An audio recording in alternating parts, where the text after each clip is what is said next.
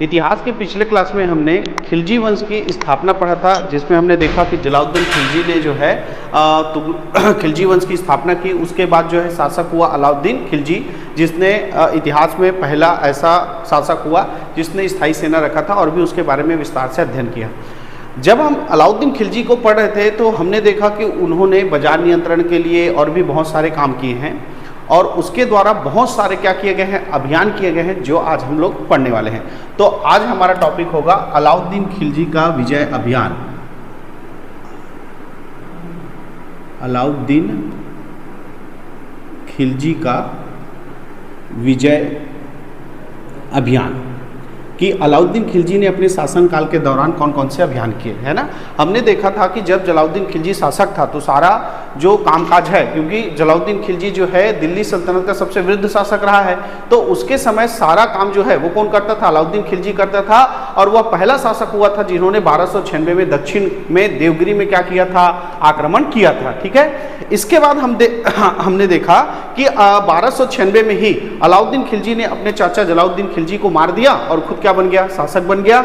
और ये शासक बनते ही अपने साम्राज्य विस्तार के लिए इसने बहुत सारे युद्ध लड़े, जिसमें एक युद्ध था गुजरात अभियान, है ना। शासक बनने के बाद गुजरात अभियान उनके द्वारा किया गया 1198 में। कब किया गया, 1298 में। कब किया गया, 1298 में। 1296 में अलाउद्दीन खिलजी राजा बना और 1298 में उन्होंने कौन सा अभियान किया, गुजरात अभियान। तो गुजरात अभियान करने अलाउद्दीन खिलजी स्वयं नहीं गया था, इसके दो सेनापति, एक का नाम था उलुग खां और एक का नाम था नुसरत खां। उलुग खां और एक गए थे कौन, नुसरत खां। नुसरत खां, और ये गुजरात का राजा था राजा कर्ण या राजकर्ण। क्या नाम था, राजा कर्ण, या उसी को बोलते थे राजकर्ण। जब ये युद्ध किया नुसरत खां और उलुग खां से, कौन, गुजरात का राजा कौन था, कर्ण या राजकर्ण, इस युद्ध किया। लेकिन जब इसको एहसास हुआ कि मैं युद्ध में क्या होने वाला हूं, हारने वाला हूं, तो ये जो है अपनी बेटी कमला देवी को लेकर, है ना, सॉरी, अपनी बेटी देवल देवी को लेकर अपने गुजरात से भाग गया, और जो दक्षिण का देवगिरी था वहां के शासक रामचंद्र के यहाँ जाकर क्या किया, शरण लिया। क्लियर है। तो ये देखो, गुजरात अभियान करने अलाउद्दीन खिलजी के दो सेनापति, कौन गया था, उलुग खां, और कौन गया था, नुसरत खां। उससे सामना किसका हुआ, राजकर्ण का। राजकर्ण हारने वाला था तो वह अपनी बेटी देवल देवी के साथ वहां से क्या हो गया, भाग गया। तब उसकी पत्नी थी कमला देवी। उसकी पत्नी का नाम क्या थी, उसकी पत्नी का नाम था कमला देवी। और ये कमला देवी को लेकर जो है ये उलुग खां और नुसरत खां किसके पास पहुंचे, अलाउद्दीन खिलजी के पास पहुंचे। तब अलाउद्दीन खिलजी ने इस कमला देवी से क्या किया था, विवाह किया था। ठीक, इसी अभियान के दौरान नुसरत खां को वहां के बाजार में, गुजरात के बाजार में एक हिजड़ा, हिंदू हिजड़ा जो है बिक रहा था, जिसका नाम था मलिक काफूर। क्या नाम था, मलिक काफूर। ठीक है, ये बिक रहा था, गुलाम था, है ना। उस समय जो है व्यक्तियों को खरीदा और बेचा जाता था। जो खरीदा हुआ व्यक्ति था वो गुलाम कहलाता था। तो ये बिक रहा था, तो नुसरत खां ने इसको 1000 दिनार में खरीदकर जो है अलाउद्दीन खिलजी को गिफ्ट किया। तो पता चला अलाउद्दीन खिलजी को कि इसको कितने में खरीद कर लाया गया है, 1000 दिनार में खरीदा गया है। तब से अलाउद्दीन खिलजी ने इसको क्या कह दिया, 1000 दिनारी कह दिया, क्योंकि इसको किस में खरीद कर लाए थे, 1000 दिनार में खरीद कर लाए थे। तब से इस मलिक काफूर को किस नाम से जाना जाता है, 1000 दिनारी के नाम से जाना जाता है। तो ये था अलाउद्दीन खिलजी का कौन सा अभियान, गुजरात अभियान, जो 1298 में उसके सेनापति उलुग खां और नुसरत खां के द्वारा किया गया, और गुजरात के राजा कर्ण और राजकर्ण को पराजित किया। तो वो वहां से अपनी बेटी देवल देवी के साथ भागकर रामचंद्र के यहाँ शरण लिया, है ना। और उसकी पत्नी थी कमला देवी, उसके साथ अलाउद्दीन खिलजी ने विवाह किया, और वहीं से नुसरत खां ने किसको खरीद कर लाया था, मलिक काफूर को 1000 दिनार में खरीद कर लाया था। इसलिए अलाउद्दीन खिलजी ने इस मलिक काफूर को क्या कहा, 1000 दिनारी कहा। ठीक है, अब गुजरात जीत लिए। गुजरात के बाद जो अलाउद्दीन खिलजी है उसने जैसलमेर के राजा जिसका नाम था दूता, उस पर घोड़ा चोरी करने का आरोप लगा दिया कि जैसलमेर का राजा है, उसने घोड़ा का चोरी किया है। तब वहां जैसलमेर पर उन्होंने आक्रमण कर दिया, जहां का राजा कौन था, दूता। जहां का राजा कौन था, दूता। तो जैसलमेर के राजा दूता के ऊपर घोड़ा चोरी करने का आरोप लगा दिया और उस पर आक्रमण कर दिया गया। 1299 में। कब आक्रमण कर दिया गया? 1299 में। ये राजा थदुता और उसका सहयोगी था तिलक सिंह, इन दोनों को क्या कर दिया गया? पराजित कर दिया गया। तो 1299 में अलाउद्दीन खिलजी का दूसरा अभियान हो गया, कौन सा?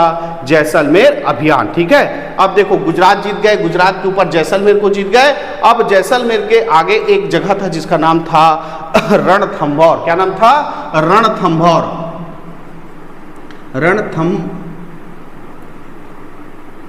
रणथंभौर ठीक है, रणथंभौर। अब इसको भी जीतना है और यहाँ का जो रणथंभौर का राजा था उसका नाम था हामिरदेव। क्या नाम था? हामिरदेव। तो इस रणथंभौर को जीतने के लिए अलाउद्दीन खिलजी ने, है ना, 1301 में अपने दो सेनापति किसको किसको? उलुग खां और किसको भेजा? नुसरत खां को। उलुग खां और किसको भेजा? नुसरत खां, इन दोनों को भेजा और हामिरदेव ने इन दोनों से डटकर लड़ाई किया और ये दोनों पराजित हो गए, जिसमें नुसरत खां क्या हो गया?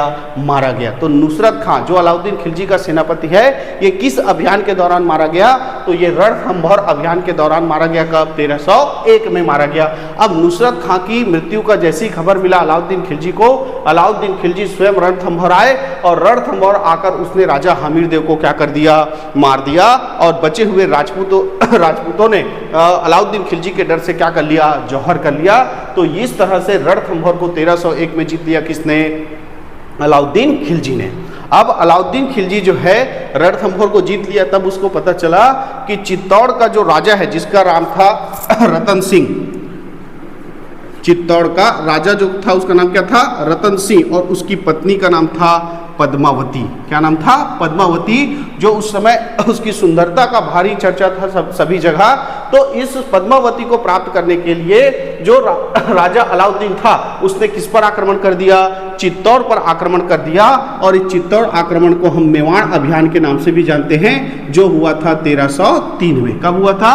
1303 ईस्वी में ये चित्तौड़ अभियान कर रहा है कौन? अलाउद्दीन खिलजी। और वहां का राजा कौन है? रत्न सिंह, है ना, रतन सिंह। और इसको भी राजा रतन सिंह को अलाउद्दीन खिलजी ने क्या कर दिया? पराजित कर दिया।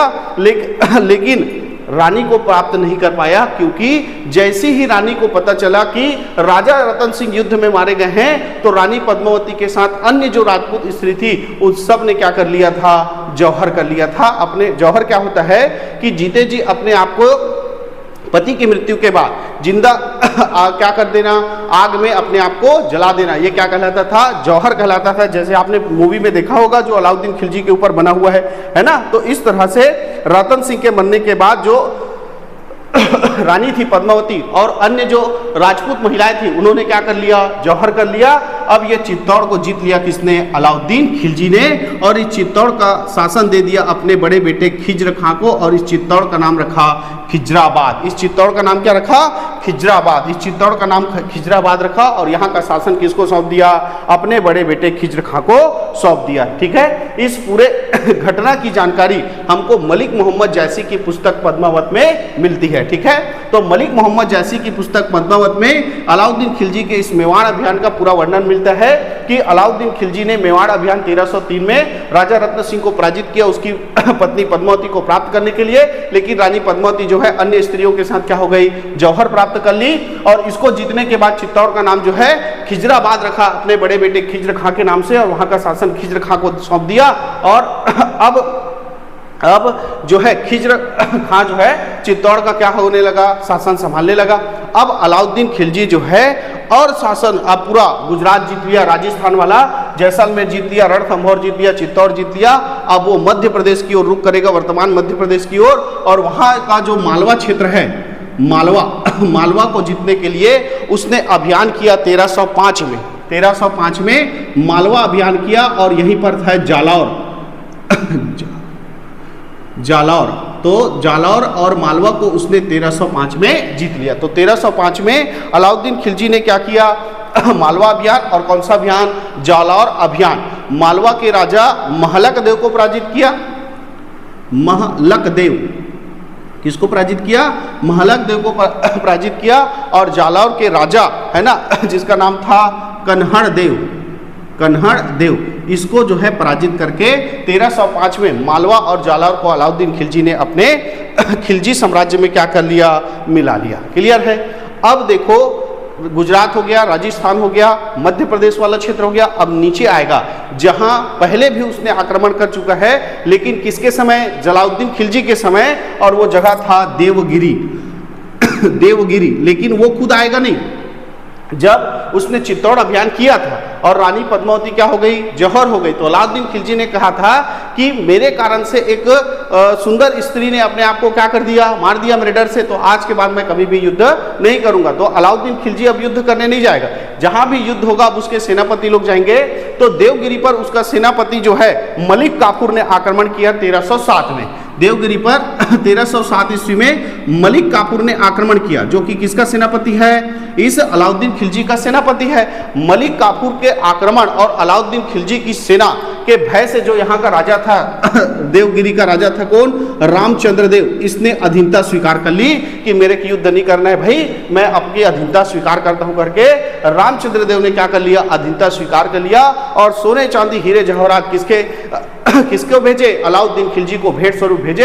अलाउद्दीन खिलजी खुश हो गया कि देवगिरी का शासक रामचंद्र जो है वो हमारी अधीनता स्वीकार किया और इतना अच्छा गिफ्ट भेजा है करके इस रामचंद्र देव को राय रसायन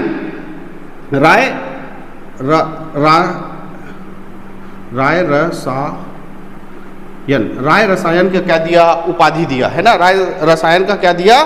सॉरी, रायान है, रायान का उपाधि दिया। रायान का उपाधि दिया किसको? रामचंद्र देव को, देवगिरी का जो शासक था। ठीक है, अब देवगिरी को जीत लिया है ना, अलाउद्दीन खिलजी ने देवगिरी को जीत लिया। अच्छा, याद रखेंगे देवगिरी दक्षिण का पहला क्या है? दक्षिण का पहला क्षेत्र है जहां पर किसी मुस्लिम शासक ने क्या किया था? आक्रमण किया था। रामचंद्र देव ने उसकी अधीनता स्वीकार की थी। तो मलिक काफूर ने इस देवगिरी को क्या कर लिया? जीत लिया। लेकिन किसके लिए? अलाउद्दीन खिलजी के लिए। तो अलाउद्दीन खिलजी पहला राजा है जिसने दक्षिण को क्या किया था? जीता था। पहला शासक है जिसने दक्षिण भारत पर विजय अभियान किया था। ठीक है, अब देवगिरी को जीत लिया। तो देवगिरी के बाद अब ये आगे पहुंचेगा वारंगल। कहां पहुंचेगा? वारंगल अभियान पे जाएगा। वारंगल अभियान, वारंगल जो है वहां पर काकती वंश का शासक था। किसका शासक था? काकती वंश का शासक था। और वहां का राजा था रुद्र प्रताप देव। क्या नाम था? रुद्र प्रताप देव। सॉरी, उल्टा हो गया, प्रताप रुद्र देव। प्रताप रुद्र देव ये वहां का शासक था। 1309 की घटना है ये, जब मलिक काफूर ने किस पर आक्रमण किया? वारंगल पर आक्रमण किया। तब वहां का राजा कौन था? प्रताप रुद्र देव, और उसका छोटा भाई था अन्नम देव। जैसे ही पता चला अन्नम देव को कि मलिक काफूर अलाउद्दीन की सेना के साथ जो है क्या कर रहा है? वारंगल पर आक्रमण करने वाला है, वो छोटा भाई जो अन्नम देव है पीछे वाली गली से रफू चक्कर, वही अन्नम देव जो है आकर बाद में छत्तीसगढ़ में किसकी स्थापना करेगा? काकती वंश की स्थापना करेगा। खैर छोड़ो, अन्नम देव क्या हो गया? वो तो भाग गया। अब ये प्रताप रुद्रदेव है राजा, कहाँ का? वारंगल का। इसको लगा कि अगर मैं भी भाग गया तो मेरी जो प्रजा है वो पूरा क्या हो जाएगा? खतरे में आ जाएगा। पूरा मलिक काफूर आएगा और अपने सेना के साथ वारंगल को पूरा लूटपाट करेगा, सब तहस-नहस, और मैं हूं कि अपने सेना के साथ उसका सामना कर नहीं सकता। तो क्या किया जाए? कुछ रास्ता निकाला जाए। तब इस प्रताप रुद्रदेव ने क्या किया? अपने सोने का मूर्ति बनाया। सोने की मूर्ति को सोने के जंजीर में पूरा बांध दिया और अपने हाथ उसी मूर्ति के हाथों पे कोहिनूर हीरा रखकर प्रस्तुत हो गया किसके सामने? मलिक काफूर के सामने। किसके सामने? मलिक काफूर के सामने। जैसी आक्रमण के लिए मलिक काफूर जो है उसके सीमा क्षेत्र में आया तो ये अपना सोना का मूर्ति सोने के जंजीर में बांधकर कोहिनूर हीरे के साथ प्रस्तुत हो गया कि मैं आपकी क्या करता हूं? अधीनता स्वीकार करता हूं। मलिक काफूर जो है खुश हो गया कि ऐसा स्वागत आज तक किसी ने नहीं किया है करके। तो इस तरह से मलिक काफूर ने वारंगल को भी अलाउद्दीन खिलजी के क्या कर दिया? अधीन कर दिया, है ना। इस तरह से वारंगल भी जो है अलाउद्दीन खिलजी के क्या हो गया? अधीन हो गया। क्लियर है? ये देखो, ये भारत का दक्षिण, ये यहां पर था वारंगल। अब यहां पर एक वंश चल रहा था जिसका नाम था होलसाय वंश। होलसाय वंश, यहां पर कौन सा वंश था? होलसाय वंश। इस होलसाय वंश का राजा था वल्लाल तृतीय। वल्लाल तृतीय, वल्लाल तृतीय यहां का शासक था। इस वल्लाल तृतीय को भी 1310 में मलिक काफूर ने पराजित कर इस होलसाय वंश को भी क्या कर दिया? पराजित करके इसको भी अलाउद्दीन खिलजी के क्या कर दिया? अधीन कर दिया। क्लियर है? अब यहां पर चल रहा था एक वंश जिसका नाम था पांड्य वंश। क्या नाम था? पांड्य वंश। नीचे में कौन सा वंश चल रहा था? पांड्य वंश चल रहा था, जहां का शासक था वीर पांड्य। यहाँ का शासक कौन था? वीर पांड्य यहाँ का क्या था, शासक था। अब जब मलिक काफूर ने वल्लाल तृतीय को पराजित किया तो इस वीर पांड्य का एक और जो रिश्तेदार था जिसका नाम क्या था, सुंदर पांड्य, जो राजा बनना चाहता था लेकिन वीर पांड्य के रहते राजा नहीं बन पा रहा था। तब इस सुंदर पांड्य ने किसको आक्रमण करने के लिए आमंत्रित किया, मलिक काफूर को, कि मलिक काफूर जी आप पांड्य वंश के राजा वीर पांड्य को पराजित कीजिए, इस पांड्य वंश को अधीन कीजिए, जब मैं राजा होऊंगा तो आपकी अधीनता में मैं आपको क्या भेजाऊंगा, कर भेजाऊंगा। तो इस तरह ऑफर मिलने पर, सुंदर पांड्य के कहने पर मलिक काफूर ने जो है अलाउद्दीन खिलजी की सेना को लेकर किसके ऊपर आक्रमण किया, सुंदर पांड्य के ऊपर क्या किया, आक्रमण किया। परंतु सुंदर पांड्य को जैसी लगा कि मैं हारने वाला हूं, ये युद्ध के मैदान से भाग गया। इसने अधीनता स्वीकार नहीं किया किसका, अलाउद्दीन खिलजी का। तो पूरे इतिहास में उस समय, जिस समय अलाउद्दीन खिलजी राजा था, तो एकमात्र वंश जिसको अलाउद्दीन खिलजी ने पराजित नहीं कर पाया, अपने अधीन नहीं कर पाया, वो कौन सा था, वीर पांड्य, जो किस वंश का था, पांड्य वंश का था। तो अच्छे से याद रखेंगे, अलाउद्दीन खिलजी ने अपने शासनकाल के दौरान सब वंश को और सब राजाओं को पराजित किया, केवल किसको छोड़कर, पांड्य वंश के राजा वीर पांड्य को छोड़कर। उसके ऊपर 1311 में मलिक काफूर ने आक्रमण किया, लेकिन वो युद्ध के मैदान से क्या हो गया, भाग गया, उसने अधीनता स्वीकार नहीं की थी। क्लियर है। तो एकमात्र शासक है वीर पांड्य जिसने अलाउद्दीन खिलजी की अधीनता स्वीकार नहीं की थी। क्लियर है। इस तरह से शासन करते हुए 1316 में अलाउद्दीन खिलजी की क्या हो गई, मृत्यु हो गई। 1316 में अलाउद्दीन खिलजी की क्या हो गई, मृत्यु हो गई। और अलाउद्दीन खिलजी जब मरा तो उसने अपना उत्तराधिकारी घोषित कर दिया था। देखो पूरा जो है उसके लिए लड़ाई लड़ा था कौन, मलिक काफूर। वो उसका एकदम खास हो गया था, अलाउद्दीन खिलजी का एकदम खास आदमी हो गया था कौन, मलिक काफूर। तो हर चीज वो मलिक काफूर जो के पूछ कर करता था, उसके कहने पर, उसके सलाह से करता था। तो जब 1316 में अलाउद्दीन खिलजी की मृत्यु हुई तो मरने से पहले उसने अपने बड़े बेटे खिज्र खां को उत्तराधिकारी न बनाकर मलिक काफूर के कहने पर अपने 6 वर्षीय पुत्र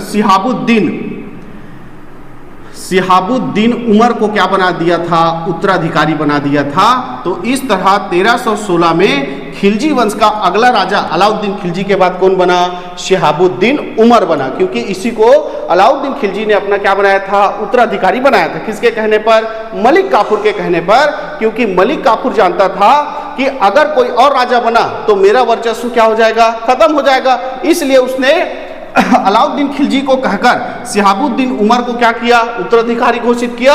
और अलाउद्दीन खिलजी के बाद इस 6 वर्षीय बच्चे सिहाबुद्दीन उमर को राजा बनाकर पूरा शासन संभालने लगा कौन, मलिक काफूर। शासन किसके हाथों में आ गया, मलिक काफूर के हाथों में आ गया।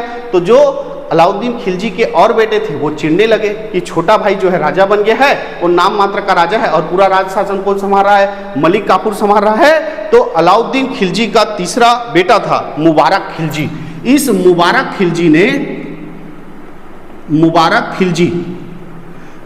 खिलजी ने क्या किया, इसके राजा बनने के मात्र 35 दिन बाद सबसे पहले मलिक काफूर की हत्या किया। उसके बाद अपने छोटे भाई सिहाबुद्दीन उमर को आंख से अंधा करके कहाँ डाल दिया, कैद में डाल दिया और खुद को राजा घोषित कर दिया। तो इस तरह अलाउद्दीन खिलजी के बाद राजा बना सिहाबुद्दीन उमर। 35 दिन बाद अगला राजा बन गया कौन, कुतुबुद्दीन मुबारक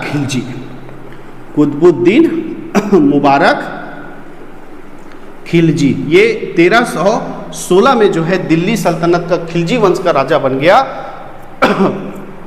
कुतुबुद्दीन मुबारक खिलजी। क्लियर है। अब ये 1316 में राजा बन गया और ये दिल्ली सल्तनत का एकमात्र राजा हुआ जिसने अपने आप को मुसलमानों का सर्वोच्च क्या घोषित किया, खलीफा घोषित किया। अपने आप को क्या घोषित किया, खलीफा घोषित किया। तो कौन सा राजा है जिसने अपने आप को खलीफा घोषित किया है, तो वो कौन सा है, कुतुबुद्दीन मुबारक खिलजी। ठीक है। तो एकमात्र राजा है जिसने अपने आप को मुसलमानों का सर्वोच्च खलीफा घोषित किया है, तो कौन है, कुतुबुद्दीन मुबारक खिलजी। एक कुतुबुद्दीन मुबारक खिलजी जो है जब दरबार लगता था तो राजा था, लेकिन ये राजा होकर भी स्त्रियों के कपड़े पहन के दरबार में आ जाता था। कौन, मुबारक खिलजी। तो कौन सा राजा है जो दरबार में स्त्रियों का कपड़ा पहनकर आता था, तो वो कौन था, कुतुबुद्दीन मुबारक खिलजी।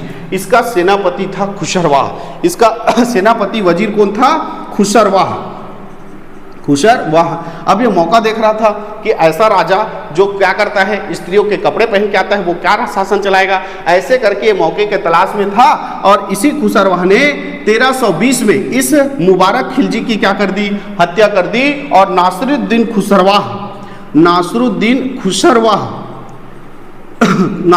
खुसरवाह के नाम से ये दिल्ली सल्तनत खिलजी वंश का क्या बन गया, अगला शासक बन गया 1320 में।